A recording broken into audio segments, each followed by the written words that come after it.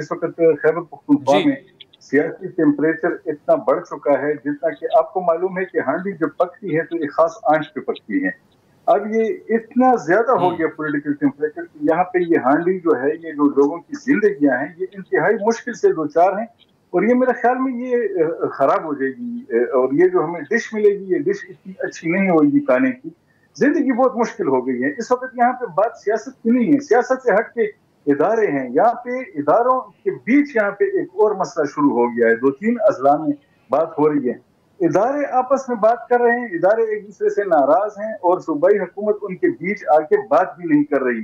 सूबाई हुकूमत सिर्फ सियासत की बात कर रही है। इस वक़्त यूनिवर्सिटी की अराज़ियाँ बिक रही हैं और अदालत को उसपे स्टे देना पड़ हुँ। रहा है कि यार आप क्या कर रहे हैं? आप यूनिवर्सिटियों की अराज़ियाँ ना बेचें।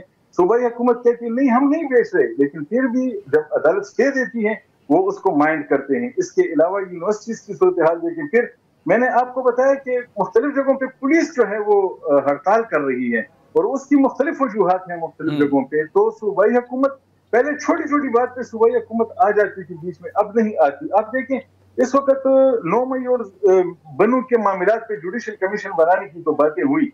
वहाँ पे तो वज़ीर आला साहब आते हैं, वहाँ हुँ। पे इंटरवीन करते हैं, लेकिन बाकी सूबे में जो आम लोगों के जो मसाइल हैं, वहाँ पे इस वक़्त कोई बीच में नहीं आ रहा। एक इंतहाई मुश्किल सूरत-ए-हाल का सामना है और इसके अलावा हुकूमत को अगर छोड़ के फिर अपोज़िशन को देखें, इस वक़्त 30 अगर 4 करोड़ यहाँ की आबादी है, 40 लाख ने अगर तहरीक-ए-इंसाफ को वोट दिए हैं, 3 करोड़ 60 लाख लोग जो बाकी बचे हैं, उनकी कोई से नहीं है इस सूबे में, उनकी कोई वॉइस नहीं है।